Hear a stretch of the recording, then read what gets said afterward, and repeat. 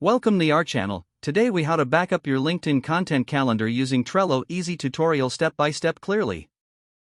Open Trello and create a new board. Name the board something relevant, like LinkedIn content calendar. Select a suitable background for better visibility.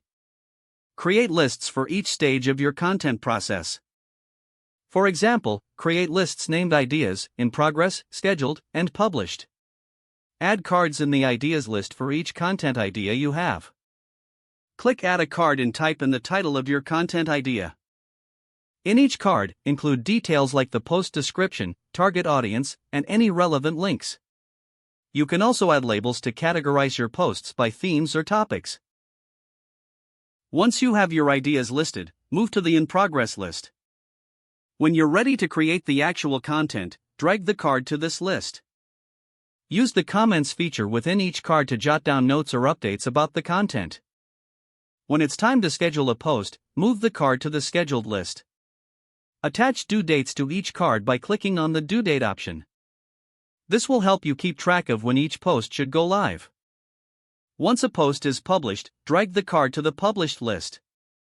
Consider adding checklists within each card for tasks like drafting, editing, and approval. You can invite team members to collaborate by clicking Invite on the board. Share the board link with anyone involved in the content creation process. Regularly review and update the board to stay organized and efficient. By following these steps, you'll have a well-structured LinkedIn content calendar backed up in Trello. If the page does not load, refresh the browser or try again in a private or incognito window. Make sure you are using the correct email address, then retype it carefully to avoid small typos. If your password is not accepted, use the reset option and create a new strong password you can remember. Check your spam folder for verification or security emails, then complete any requested confirmation steps. Enable two-factor authentication if available to improve account security and reduce unauthorized access risk. After signing in, review your profile details so your contact information and settings are accurate and current. If you see an error message, note it down and try again after restarting your device and internet connection.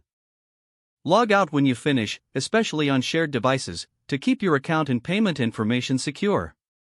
If the page does not load, refresh the browser or try again in a private or incognito window.